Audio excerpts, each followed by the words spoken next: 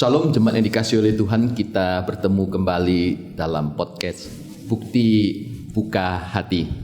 Bersama saya Pendeta Lim Supianto, kita akan bersama-sama ngobrol tentang kehidupan anak-anak Tuhan dari perspektif iman kekristenan. Kita bersyukur episode kali ini kita akan bertemu dengan seorang rekan, seorang jemaat yang mengasihi Tuhan, yang pernah mengalami liku-liku pergumulan secara khusus dalam masa pandemik. Boleh dikatakan beliau adalah survivor daripada COVID atau penyintas COVID pada masa gelombang COVID yang kedua, yang kita kenal dengan istilah Delta, yang sangat mengerikan pada waktu itu. Mari kita menyambut akan tamu kita yang kita kasihi. Selamat datang William. Halo Pak Lim. Ya, apa kabar ya William? Baik, sehat. Puji Tuhan. Puji ya. Tuhan. Sehat ya. Sehat. Nah, senang William kali ini bisa hadir di acara kita. Kita akan ngobrol bersama-sama ya. Ya Pak Lim. Nah, William, berapa waktu yang lalu kan kita sempat ngikuti juga, sempat juga ikut mendoakan pada masa gelombang COVID yang kedua sempat terpapar gitu ya. Tahun lalu ya. Ya. Nah, waktu itu kira-kira bisa cerita sedikit nggak awalnya gimana itu? Oke. Awalnya itu saya nggak tahu kalau saya terpapar kan, sama seperti banyak penderita yang lain yang terpapar COVID itu pada awalnya kayak gejala flu biasa, badan sakit semua. Tapi karena sedari awal memang bisnis saya kan dituntut untuk tetap running gitu kan, running, buka terus jalan terus lah ya. Karena kan kita supply untuk hospital, seragam-seragam untuk rumah sakit. Jadi kami tetap harus masuk. Dan saya rapat juga keliling ke beberapa hospital gitu. Jadi meskipun prokes, tapi ada kalanya lupa juga yang kayak cuci tangan, pegang wajah, yang kayak gitu-gitu. Sehingga istri saya lebih dulu dia merasakan gejalanya. Saya pikir ini flu biasa nih. Kok badan sakit semua? Saya kerokin. Gitu. Saya pikir masuk angin. Ternyata positif COVID karena kan tes hasilnya tidak langsung keluar, kan. Jadi tunggu waktu itu rasanya masih tunggu beberapa hari gitu ya. Tahun lalu itu yang bulan Juli ya, yang tinggi-tingginya itu. Jadi setelah positif COVID, maka kami tes semua. Saya positif, anak-anak positif. Nah, pada waktu terjadi seperti itu ya, hasilnya keluar positif. Nah, kondisi keluarga gimana itu mendapat berita kayak begini? Iya, shock semua ya. Dan kita langsung cari obat. Waktu itu obat gampang nggak? Sulit ya? Sulit. Obat sulit, rumah sakit sulit. Nah, ketika menghadapi kondisi yang demikian ya, obat sulit, rumah sakit sulit itu akhirnya gopo nggak orang bilang? Gopo Pak, bingung semua.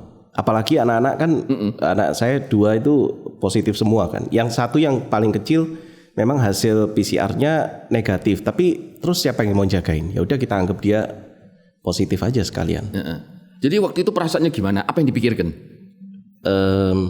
Ya apa ya?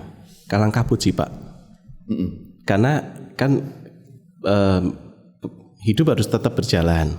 Tapi ini nih kita harus isolasi nih. Gak boleh kemana-mana kan? Gak boleh ketemu sama siapa-siapa. Ya, kemudian kita harus cari obat. Cepat-cepat cari obat. Hubungin sana sini. Waktu itu masih agak sulit obat. Iya betul. Tapi akhirnya memang kita dapat. Ketemu juga ya. Ya dari adik saya. Nah, waktu orang tua tahu lah paling tidak gitu ya. Nah, itu kira-kira gimana tanggapan mereka itu? Ya, papi mami saya juga COVID. Positif. Jadi kita tidak satu rumah. Tapi waktu itu memang diduga papi mami saya terpapar karena dia ada satu momen malas ngeluarin mobil, pinjam mobil saya untuk beli buah sebentar aja Pak. Beli buah sebentar aja. Balik setelah itu besoknya ada gejala. Jadi diduga dari situ. Jadi dia juga, mereka berdua positif. Kemudian ada keluarga juga yang positif. Jadi cukup banyak Pak yang positif. Nah, waktu itu perasaan khawatir atau kekhawatiran atau ketakutan itu ada nggak gitu? Awal-awalnya waktu saya gejala ringan enggak. Masih biasa aja gitu. Tapi pada saat mulai parah, nah itu Pak.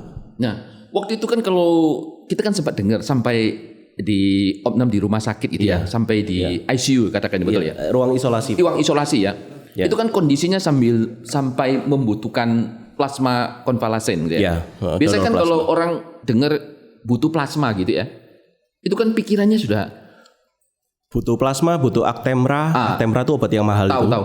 Kalau kita biasanya sudah sampai ke titik itu Actemra, butuh plasma. Bisa kepikiran orang ini, wah ini sudah gawat sekali kan gitu nggak? Iya Pak. Nah, waktu itu dalam kondisi seperti itu William merasakan apa? Cuman berserah sama Tuhan udah. Karena sebelumnya saya pikir saya kan nggak mau masuk ke rumah sakit. Saya pikir saya bisa sembuh dengan isolasi mandiri di rumah. Jadi saya lakukan segala macam cara apa yang ada di share di WA group itu semua saya lakukan. Mulai dari apa aja itu ya, minum ini, minum itu, sampai minum minyak kayu putih. Ya karena waktu itu populer ya di grup WA minum minyak gosok minyak kayu putih, minum minyak kayu putih gitu ya. Yes, mau teknik proning, teknik apapun lah. Saya lakukan semuanya Pak. Uap panas semuanya dah.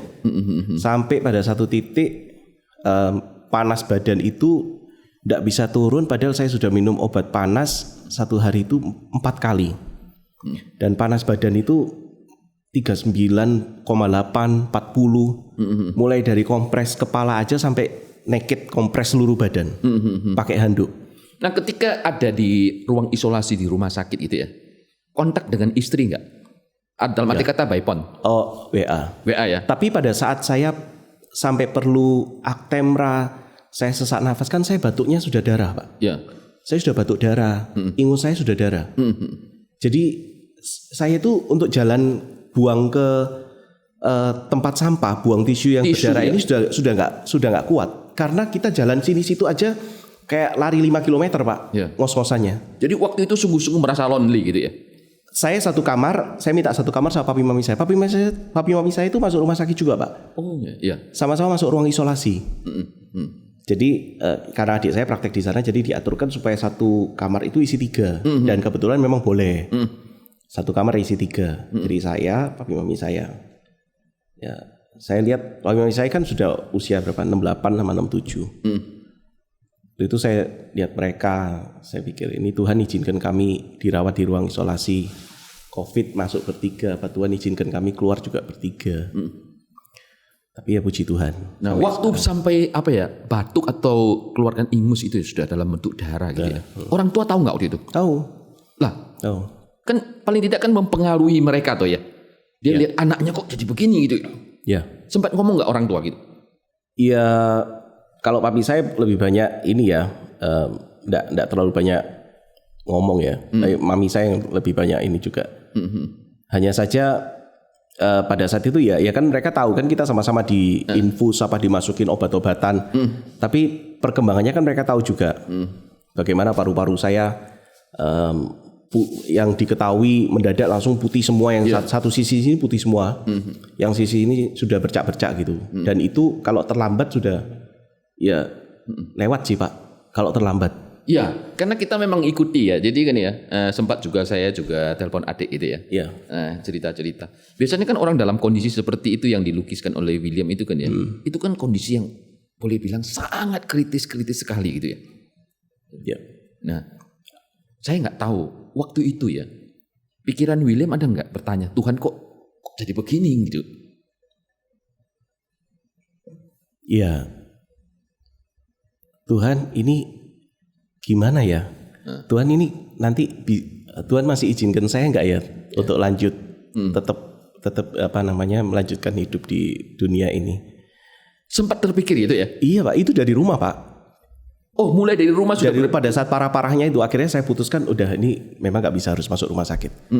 Akhirnya saya masuk rumah sakit, masuk ruang isolasi COVID, dan yaitu di situ mulai keluar batuk darahnya, karena kan paru-paru juga sudah putih semua. Kemudian harus mencari obat Actemra itu. Actemra yang 5 dosis itu ya, mahal banget. Dan kok ya puji Tuhan ya, diizinkan dikasih. Iya, puji Tuhan ya. Itu nafas kan pendek-pendek Pak. Ya. Udah pendek itu. Jadi kita kalau tarik nafas, karena kan ini sudah infeksi semua. Tarik nafas itu nggak bisa lega. Nggak bisa. Tarik nafas itu cuman batuk. Nah, pengenalan kepada Tuhan gitu ya. Itu membantu nggak gitu? Oh iya, membantu untuk tetap tidak terlalu gopoh Pak, tetap tenang, tetap berdoa. Walaupun waktu itu sebenarnya William juga sadar ini kondisi kritis ya, tetap ada ketenangan gitu ya. Yes. Nah itu seperti pemazmur ya, dekat Tuhan aku merasa tenang gitu ya. Ya. Walaupun sebenarnya kita yang di luar ngikuti gitu ya waktu itu ya, juga merasa gopoh gitu loh. Ya. Istri saya taunya saya cuma perlu plasma. Tapi yang Actemra-nya karena kan dia masih pemulihan juga. Ya, jadi nggak diceritakan gitu? Enggak, yang sampai perlu Actemra sampai apa enggak. Tapi dia taunya plasma. Karena waktu itu tahun lalu yang bulan Juli, kondisi kalau kita perlu plasma itu kan yang tersebar kabar plasma itu sulit sekali didapat. Iya, betul. Banyak yang antri di PMI. Kalau kita sampai perlu plasma itu sudah parah banget. Iya, betul. Dapat pun belum tentu cocok Pak. Iya. Gitu. Dapat cocok belum tentu membantu. Jadi ya dia shock juga sih di rumah. Saya mau membanding dengan masih perlu Actemra, perlu ini ya kasihan juga. Jadi ya, akhirnya tidak semua diceritakan tidak juga. Semua saya ceritakan. Jadi dari awalnya saya berpikir di rumah itu saya bisa nih sembuh dengan sendirinya. Saya lakukan berbagai macam cara sampai akhirnya. Loh, istri nggak telepon adik misalnya waktu itu? Adik saya karena pingin cari, orang kan biasa penasaran, pingin tahu gitu loh, pingin cari tahu gitu loh. Paling gampang kan ya cari adiknya William karena dokter juga. Ya, dia ada dikabarin juga. Pada akhirnya juga ya tahu semua. Tahu semuanya. Tapi gitu. Pada saat kondisi yang urgentnya itu, di mana adik saya carikan obat Actemra-nya, kemudian nyarikan plasma konvalesennya, terus obat paru yang lain-lain. Ini kan masuk semua Pak. Jadi Avigan yang kita minum di awal itu semua dianggap nggak ini. Kita minum Avigan lagi, Azithromycin yang kita minum di awal juga dianggap nggak ini dah. Masuk rumah sakit dimasukin lagi Avigan yang dosisnya yang cukup tinggi. Loh, Avigan waktu itu juga kan sulit toh. Kebanyakan dapat turunan atau generiknya lagi istilahnya. Gitu. Ya. William bisa dapat ya? Saya nggak dapat yang asli. Pak Mami saya dapat yang Avigan asli. Tapi saya dapat yang awalnya saya minum Fluvir, kemudian pindah ke yang itu turunannya Avigan. Ya, turunan Avigan gitu ya. Nah, tapi isinya sama kok. Ya, tapi secara rohani sangat membantu ya, misalnya pengenalan kepada Tuhan. Waktu itu muncul nggak bayangan gitu ya? Selama kita ikut Tuhan, apa yang muncul gitu? Saya sampai pada satu momen yang panasnya itu kan dari mulai sore sampai tengah malam Pak. Itu sampai ada satu momen saya bilang sama Tuhan kalau memang Tuhan masih izinkan ya untuk tetap hidup di dunia ini, untuk tetap lihat anak-anak, besarkan anak-anak, ketemu sama istri, saya mau pakai waktu saya lebih lagi buat Tuhan. Dan Tuhan berikan kesempatan itu ya? Tuhan kasih kesempatan itu. Wah, puji Tuhan, itu luar biasa gini. Mulai dari berusaha sendiri Pak sampai akhirnya surrender dah, berserah dah. Tuhan mau gimana dah terserah. Karena memang waktu itu kita juga tidak bisa berbuat banyak rasanya ya. Iya. Nah kalau kita flashback gitu ya, waktu ini kan sudah lewat hampir 1 tahun gitu ya. Hampir setahun. Nah, kira-kira gitu ya, apa yang terpikir sekarang? Tentang kejadian itu? Yang pertama, jangan sok kuat. Karena kita ini fragile. Kita ini gak ada apa-apanya. Mau sekuat apa sih? Mau punya fisik yang kuat bagaimanapun, kalau Tuhan izinkan kita menderita sakit itu, ya kita nggak bisa ngapa-ngapain. Apapun yang kita punyai juga nggak ada artinya. Nggak ada artinya. Ya. Bener nggak ada artinya Pak. Actemra itu sampai waktu itu sampai nilai 200 juta Pak. Satu paket Actemra itu dijual. Itu gila itu. Ya. Karena memang perlu banget Pak. Pada saat obat itu masuk, saya langsung bisa nafas. Wah, puji Tuhan. Begitu obat itu masuk diinfus kan Pak. Begitu obat itu masuk, langsung saya mulai bisa bernafas. Mulai bisa tarik nafas. Ya, ini suatu anugerah yang luar biasa. Karena saya juga pernah ikuti juga, ada satu kenal lah gitu ya. Dia juga sempat disuntik Actemra gitu. 200 lebih juga. Tapi akhirnya ya lewat juga. Lewat kan Pak. Ya. Yes. Dan yang pertama itu, saya merasa bahwa ya kita ini fragile, manusia ini sangat fragile. Lalu yang kedua, jangan lengah, karena ini seperti kamu ini, virus ini masih ada di mana-mana, masih ada dan kemungkinan ya kita memang harus aware, harus tetap jaga diri, harus tetap prokes meskipun sekarang sudah longgar ya. Iya. Tapi ya kebiasaan cuci tangan yang bagus itu tetap harus kita jalankan. Dan yang pasti harus banyak bersyukur Pak. Positive thinking itu yang penting banget tuh. Karena pada saat kondisi yang di rumah sakit tuh Pak, kita baca WA group isinya teman-teman saya meninggal. Itu kan menambah ketakutan kita. Nah ketika ketakutan kan otomatis kan orang bilang imun jadi turun ya. Bener Pak. Bener banget tuh. Saya buka WA group, teman saya masuk rumah sakit nih. Padahal waktu saya sakit kemarin dia baru menguatkan saya. Ya. Tapi sekarang dia masuk rumah sakit di rumah sakit UNER sana. Kemudian ibunya dia meninggal, istrinya meninggal, dianya meninggal, anaknya 2 masuk rumah sakit. Wah ini satu kakak bisa habis nih. Ya. Anaknya puji Tuhan anaknya pulang. Ya kita juga sempat kenal ada satu yang kita kenal itu 3 saudara habis semuanya. Ya. Wah itu pergumulan yang berat khususnya bagi mama gitu ya. Anaknya 3 habis hanya berbedaan kurang lebih 2 minggu. 1 berapa hari lagi? 1 berapa lagi? 1. Kemudian waktu kita di ruang isolasi, itu kan ruang isolasi COVID tuh yang perawat-perawat yang di dalam yang pakai baju hazmat lengkap gitu kan Pak. Jadi memang nggak bisa keluar masuk seenaknya. Yang menambah tingkat stres itu pada saat ada kayak ya kita tahu mungkin di ruang kamar, beberapa kamar dari tempat kita itu ada yang family juga, kemudian ada yang lewat, Tuhan sudah panggil. Nangis-nangis Pak kan. Nangis-nangis itu suaranya tuh satu lorong tuh dengar semua. Kita yang di dalam itu jadi lebih gimana gitu rasanya. Dengar suara tangisan. Gitu ya? Iya, coba bayangkan nih. Kita lagi dirawat kondisi batuk darah, ingus darah, kemudian ada di lorong tuh suara tangisan gitu Pak. Apa nggak horor tuh? Serem banget Pak. Saya nggak coba bayangkan gitu ya. Menakutkan gitu ya. Menakutkan. Ya tapi kita waktu itu ngalami nggak penyertaan Tuhan gitu. Hadirnya Tuhan itu. Sangat Pak. Sangat ya. Ini kalau bukan karena kebaikan Tuhan, kemurahan Tuhan, semua itu nggak akan. Sepertinya orang ngelihat bahwa, untung ya, kamu punya adik dokter ya, bisa diutamakan. Untung ya, semuanya untung. Tapi saya percaya banget bahwa di balik semua itu ada rencana Tuhan yang indah. Dan ini semua karena kemurahan Tuhan, karena penyertaan Tuhan. Sampai sekarang saya masih bisa lihat papi mami saya sehat. Keluar ruang isolasi meskipun yang kedua kemarin kena lagi Omikron, tapi sembuhnya lebih cepat. Dan saya sendiri juga kalau flashback yang last year itu banyak orang bilang untung ya, tapi saya percaya bahwa ini momen ini kayak Tuhan sudah tentukan tepat gitu Pak.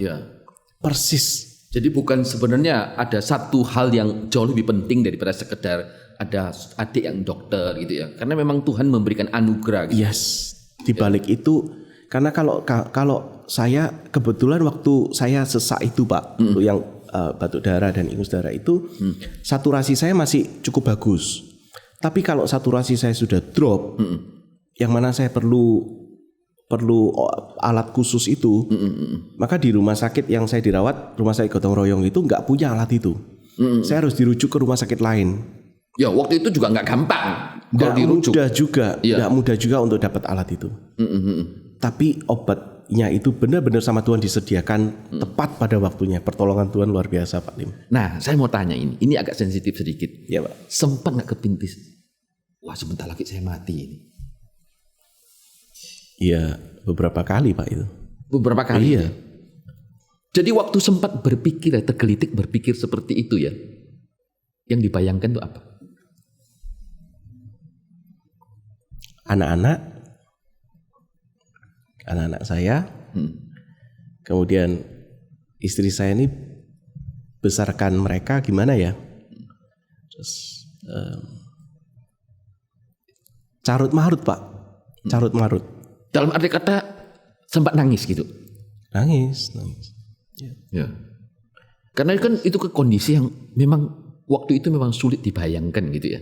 Ya kalau benar karena kejadiannya kan cepat Pak itu. Saya sendiri tahu paru-paru yang sudah putih semua itu tanggal 18 Juli, 19 Juli. Padahal tanggal 14-nya itu saya baru foto torak bersih Pak. Saya foto torak di sini nih bersih. Tapi tanggal 19-nya sudah tertutup. Putih semua. Jadi cepet banget. Cepat ya prosesnya. Wah ini suatu pengalaman yang luar biasa ketika bisa melewati lembah kekelaman seperti itu gitu. Ya. Nah, ini sangat luar biasa gitu ya. Nah, setelah pasca Covid gitu ya. Nah, ini membawa kehidupan keluarga lebih dekat enggak? Kan ini kan kita lihat ya, ini ada satu momen kesempatan yang baru gitu. Iya. Iya, Pak. Saya prioritas, memang kalau dari dulu ditanya prioritasnya apa, memang number one Tuhan. Ya. Number one Tuhan, nomor dua keluarga, kemudian bisnis, kemudian organisasi atau pelayanan. Tapi after itu ya saya ngelihat anak-anak itu jadi gimana ya? Kalau dulunya itu mereka main itu biasa aja. Yeah. Tapi sekarang pada saat mereka kumpul sama mereka itu benar-benar menghargai, Pak. Momen ini tuh momen yang apa ya? Nggak semua orang bisa dapat. Dan juga belum setiap saat kita bisa mendapatkan itu gitu ya. Iya. Jadi saat main sama mereka bersenda gurau, mereka ngajak ngobrol. Kalau dulunya saya cuma anggap oh ya lalu gitu aja, tapi sekarang benar-benar saya perhatiin. Nah, pada waktu kondisi seperti itu biasanya kan butuh support gitu ya. Ya. Nah, support yang paling besar itu dapat dari mana gitu? Support apa ini, Pak? Kan bisa butuh teman atau ya komunitas gereja, keluarga, komunitas pekerja dan seterusnya gitu ya. Saya pada saat saya positif, kemudian saya berkabar ke grup yang GDG. Ada saya bersyukur juga. Saya kaget waktu itu. Ternyata Gloria punya satgas COVID. Iya. Langsung dan gercep, Pak. Langsung saya dikirimin vitamin D. Dosisnya cukup tinggi ya, dan itu membantu sekali. Membantu sekali. Dan kemudian teman-teman seperti Kotim, teman-teman GDG itu terus membantu doa. Keluarga ya, pada saat yang saya sampai amazed itu, Pak. Pada saat saya perlu plasma konvalesen. Which is waktu itu sulit banget dapetin. Iya, betul. Tapi pada saat teman-teman share, ini ada perlu plasma konvalesen untuk William gini-gini. Ada beberapa nama-nama itu yang mendaftar, yang saya nggak pernah tahu. Itu yang komunitas gereja, bukan? Ada komunitas gereja, ada komunitas, ada teman, ada temannya teman, ada yang bahkan saya nggak tahu itu dari mana. Ya. Mereka datang ke PMI untuk awal kan diminta screening ya. Screening cocok baru boleh donor. Itu ada beberapa nama yang saya dikabarin yang saya bahkan nggak tahu tuh, saya nggak kenal. Dan saya bersyukur banget kalau ternyata cukup banyak gitu. Justru ini melatih kepedulian orang itu justru lebih gitu ya. Ternyata yang care sama saya banyak. Ya puji Tuhan gitu ya. Berarti Anda disayang banyak orang gitu ya. Nah sekarang setelah lewat sudah ya, hampir 1 tahun gitu ya. Kan ada orang bilang istilahnya kayak long COVID gitu ya. Gejala-gejala itu masih dirasakan gitu ya. Nah sekarang nafas gimana? Enak nggak? Saya ya puji Tuhan sampai sekarang nggak merasakan sih, Pak. Sudah itu waktu setelah pulang dari ruang isolasi plus 2 bulan masih. Oh jadi hanya kurang lebih 2 bulan. 2 bulan. Itu nafas pendek, Pak. Nafas pendek. Bicara nggak bisa sejelas ini. Lirih. Bicaranya. Tapi ya waktu itu kan proses untuk menuju ke penurunan berat badan, hidup sehat, karena memang didiagnosa saya sampai perlu yang obat itu Actemra itu sampai kena itu istilahnya apa yang paru-paru saya sampai seperti itu salah satunya karena obesitas juga. Jadi sekarang justru lebih apa ini? Hidup sehat gitu ya. Hidup sehat. Puji Tuhan. Nah, dari pengalaman yang ada, sekarang kan kita masih dalam masa pandemik lah ya.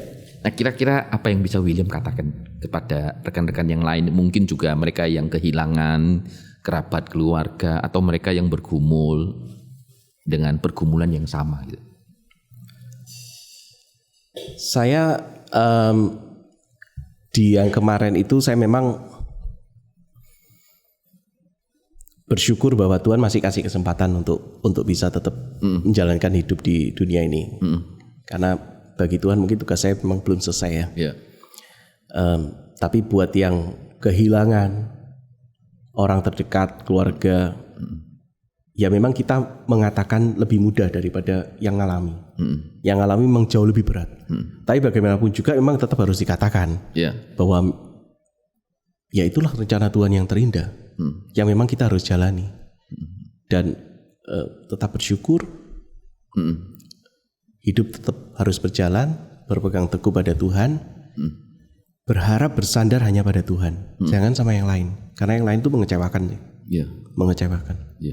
Tapi Tuhan Yesus tidak pernah mengecewakan dan tidak pernah terlambat, nggak pernah kepagian, nggak pernah terlambat, tepat pada waktunya. Sebenarnya putra kami salah satu juga terpapar waktu itu. Sampai seberapa parah, Pak? Ya isolasi mandiri lah. Di rumah? Enggak, di luar rumah. Kami pindahkan ke satu tempat gitu ya, di luar rumah. Kalau di rumah juga kan karena ada mamanya juga komorbid, ini takut gitu ya, lebih baik dia tinggal di luar. Nah itu juga saya sebagai papa juga mengalami kegelisahan yang luar biasa juga. Bentar-bentar di telepon, bentar-bentar di video call. Bukan soal itu. Ketika dapat resep dokter gitu ya, saya keliling apotek yang ada di Surabaya dan kosong. Nah tiba-tiba Tuhan mimpin saya ingat satu dokter. Saya telepon dia, gitu ya. Saya beritahu ini. Ya. Nah, hanya rumah sakit itu yang punya obat Avigan dari yang asli itu Jepang. Dia yang bikin resep, dia yang ngambil, dia yang kirim ke rumah. Karena waktu saya nyari itu ya, ada uangnya, tapi obatnya nggak ada. Waduh, itu berapa jam itu ya? Saya putar di Surabaya Barat itu. Wah, stresnya minta ampun sih. Ini gimana ini nggak ada obat ini? Yang kami bersyukur tuh begini, William. Waktu anak itu kena gitu ya, dia kan biasanya kan tinggal di satu kamar berdua sama yang kecil ini. Mulai dari kecil sampai 1 tahun lebih masa COVID selalu berdua satu kamar. Tiba-tiba minggu itu saya bilang gitu ya, saya bilang enggak. Mulai hari ini kamu harus pisah kamar. Ini sebelum tahu? Sebelum tahu. Begitu dia pisah kamar, berapa hari lagi dia ketahuan positif. Kalau saya waktu itu ya, ini pimpinan Tuhan gitu. Saya nggak tenang minggu-minggu itu. Tiba-tiba terlintas pikiran saya, anak harus dipisahkan. Padahal waktu saya pisahkan dia agak protes. Lu ngapain? Dari kecil kok. Artinya dari rahim mamai keluar, mereka berdua itu sak kamar terus sampai hari itu, minggu itu terakhir itu, satu di atas satu di bawah. Nah pagi-pagi dia bangun, Pak kok badan saya nggak enak ya? Saya duduk di ruang tamu, Papa pakai masker ya? Ya saya langsung pakai masker juga. Setelah itu dites, betul dia positif. Wah, akhirnya kami cari tempat supaya desa ya. Pak Lim? Ya kami tes juga. Bertiga. Mama sama adiknya tes. Yang positif hanya dia. Puji Tuhan kami bertiga itu enggak. Nah saya nggak bayangkan waktu itu kalau yang tetap tinggal satu kamar gitu ya. Wah saya bisa tambah gopo. Ya isolasinya di kamar itu Pak. Gitu ya. Gak usah dipindah. Karena begini, waktu itu kan saya juga harus membantu banyak jemaat ya. Kita kan satgas gitu ya. Carikan obat, macam-macam, kirim obat dan seterusnya. Karena saya terlibat dalam satgas. Nah anak sendiri kena. Wah saya bayangkan enggak. Tapi ya bersyukur Tuhan itu tepat pada waktu menolong gitu. Sehingga yang kecil itu bisa dihindarkan gitu ya. Dan obat yang kami butuhkan juga Tuhan menempatkan orang yang tepat untuk membantu gitu. Saya percaya itu tangan Tuhan yang berkarya seperti yang dialami oleh William waktu sulit tempra, tapi ada tangan Tuhan yang menolong gitu. Puji Tuhan ya. Dokter yang waktu itu di ruang isolasi COVID, pada saat saya perlu Actemra itu, kenapa kok tadi saya bilang kalau terlambat, saya nggak tahu memang apa yang akan terjadi. Tapi Tuhan kan menolong tepat pada waktunya. Waktu itu hari libur Pak. Saya masih ingat Idul Adha. Dokter nggak masuk Pak. Dan di saat itulah yang saya pas parahnya itu. That's why adik saya bantu untuk tolong foto lagi. Di foto lagi benar tahu bahwa memang sudah satu sisi putihnya parah, Atau sih bintik-bintik, kemudian dicarikan obatnya itu. Ya, puji Tuhan ya. Dan yang lebih bersyukur lagi Pak Lim, pada saat keluar tagihannya 0 Pak. Wah, ini ajaib ini. Itu kan obat mahal Pak. Ya betul. Dan kami terdaftar di pasien Kemenkes yang ditanggung oleh Kemenkes. Jadi seluruh tagihan rumah sakit itu 0. Ya, ya. Karena waktu itu memang pemerintah juga banyak membantu gitu ya. Banyak membantu. Puji Tuhan, kita harus berterima kasih juga untuk pemerintahan yang ada ya. Yes. Ya, puji Tuhan. Nah, terakhir, pengalaman yang paling berharga setelah peristiwa itu. Pada waktu peristiwa itu. Kalau William secara pribadi, pengalaman yang paling berharga. Saya jadi gini Pak. Saya merasa bahwa apa yang kita miliki ini ya, semuanya memang kita tahu milik Tuhan. Tetapi kita nggak akan pernah benar-benar menghargai sampai kita mau kehilangan. Sampai pada saat titik kita mau kehilangan, di saat itulah kita baru benar-benar menghargainya. Ya. Dan saya benar-benar appreciate dan saya bersyukur atas semua yang Tuhan sudah kasih. Kalau sebelum-sebelumnya saya selalu merasa kurang gitu kan Pak. Ini perlu lebih nih, kurang nih. Tapi setelah itu saya merasa, setelah kejadian itu bahwa Tuhan sudah memberikan cukup. Dan kalau memang yang Tuhan kasih saat ini adalah ini yang kita miliki sekarang, ya sudah, kita harus syukuri. Syukuri itu semuanya. Syukuri semua. Karena bersyukur itu menjadi pintu membuka berkat berikutnya. Dan jangan lupa, kita harus sadar bahwa kita ini nothing. Ya.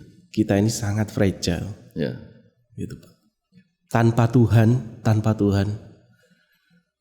ya kita nggak ada apa-apanya. Dan di saat-saat seperti itu, kalau kita sebelumnya kita banyak baca firman, kita banyak saat teduh, kita banyak tahu tentang lagu-lagu, itu saat-saat yang membantu. Ya. Karena lagu-lagu itu yang menguatkan, firman Tuhan yang kita baca itu yang membantu untuk menguatkan. Teman-teman di GDG juga itu yang membantu doa. Ya, puji Tuhan. Saya bersyukur sekali. Ya, puji Tuhan. Terima kasih William. Ini pembicaraan yang sangat memberkati. Sama-sama Pak Lim. Bersyukur William juga berkenan bercerita soal pengalaman yang ada ya. Senang bisa bercerita Pak Lim. Terima kasih William. Kita tutup dalam doa ya. Ayo Pak Lim. Bapak Surgawi, kami mengucap syukur ada satu pengalaman yang dialami oleh saudara kami William ya Tuhan. Satu pengalaman yang sangat mencekam ya Tuhan. Tapi di situ tangan Tuhan hadir. Satu pengalaman real yang dialami oleh saudara kami William, Tuhan melewatkan masa itu. Dia boleh bangkit ya Tuhan. Dia boleh dipulihkan menjadi pemenang. Kami bersyukur ya Tuhan.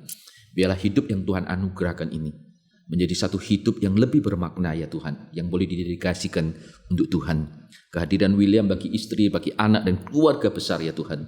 Sungguh ini menjadi satu anugerah kesempatan yang luar biasa yang Tuhan tambahkan. Berkati kehidupannya ya Tuhan dengan keluarga, dengan pekerjaan, dengan pelayanan yang ada. Biarlah terus nama Tuhan yang ditinggikan dan dimuliakan. Tuhan berikan kesehatan yang cukup ya Tuhan yang datang daripada Allah juga. Terpujilah Engkau Bapa, dalam nama Yesus kami berdoa dan mengucap syukur. Amin. Ya, terima kasih William sudah bersedia hadir. Sama-sama Pak Lim, thank you. Terima kasih juga kepada teman-teman yang mengikuti acara ini. Saya percaya sangat memberkati gitu ya. Saya Pendeta Lim Supianto. Saya William Renaldo. Jangan lupa like, share, dan tekan lonceng notifikasi dan subscribe supaya kita bisa mengikuti acara ini dan saya percaya akan memberkati. Kita bertemu kembali di dalam episode yang berikutnya. Jagalah hatimu dalam segala kewaspadaan karena dari situlah terpancar kehidupan.